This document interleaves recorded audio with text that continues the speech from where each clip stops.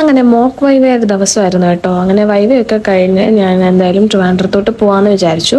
അപ്പോൾ ഇത് March 2 video ആണ് കേട്ടോ. അങ്ങനെ തലേദിവസം തന്നെ രേഖ വന്നിട്ടുണ്ടായിരുന്നു. അപ്പോൾ ഹോസ്റ്റലിൽ നിന്ന് കുറേ സാധനങ്ങളൊക്കെ എടുത്ത് പോയി. ഇപ്പം ഞാൻ വൈവ കഴിഞ്ഞ് ഉടനെ ഇറങ്ങിയിട്ടുണ്ടായിരുന്നു. ബാക്കി എല്ലാവർക്കും റെഗുലർ ക്ലാസ് ഉണ്ടായിരുന്നു. അപ്പോൾ അവിടെ നിന്ന് ഫ്രണ്ട്സൊക്കെ വീഡിയോ കോൾ ചെയ്തിട്ടുണ്ടായിരുന്നു. നമ്മളെപ്പോൾ പോയാലും കൊച്ചി എന്ന് പറയുമ്പോൾ നമ്മുടെ ഒരു one of the favourite part തന്നെയാണ് കേട്ടോ.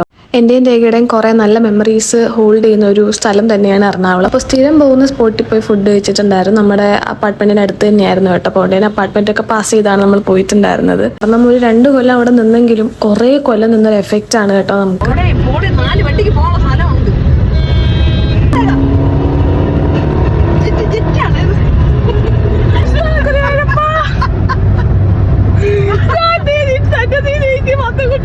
മെയിൻ പോയിന്റ് എന്ന് പറഞ്ഞാൽ വർക്കിംഗ് ഡേ ആയതുകൊണ്ട് തന്നെ നല്ല ട്രാഫിക് ആണെന്ന് വിചാരിച്ചിട്ടുണ്ടായിരുന്നു. പക്ഷേ വലിയ ട്രാഫിക്കുകളൊന്നും ഉണ്ടായിരുന്നില്ല. നല്ല സ്മൂത്ത് ആയിട്ട് തന്നെ വരാൻ പറ്റിയിട്ടുണ്ടായിരുന്നു. അടുത്ത് നിന്ന് ലാഗ് ആവേ അങ്ങനെയൊന്നുമില്ല. നമ്മളൊരു 12:15 ജേർണി സ്റ്റാർട്ട് ചെയ്തു. ഒരു 7:30 ആയപ്പോൾ നമ്മൾ കറക്റ്റ് ആയിട്ട് എത്തിയിട്ടുണ്ടായിരുന്നു.